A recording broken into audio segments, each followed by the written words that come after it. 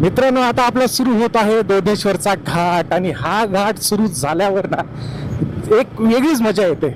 आणि मित्रांनो, जेव्हा ही जागा जेव्हा स्टार्ट होते ना, हे जेव्हा सुरू होतं तेव्हा एक असा नॉस्टॅल्जिया फील होतो.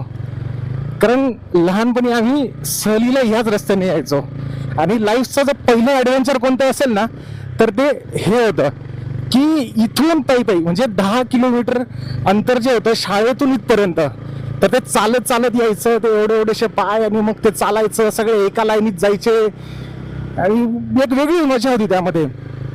नंतर परत तिकडे थांबायचं, सगळे जेवण वगैरे करायचं, सगळ्यांनी खेळायचं, काही मुलं पळायचे, मग त्यांच्या मागे ते मास्तर लोक पळायचे. एक वेगळीच मजा होती त्यावेळेची.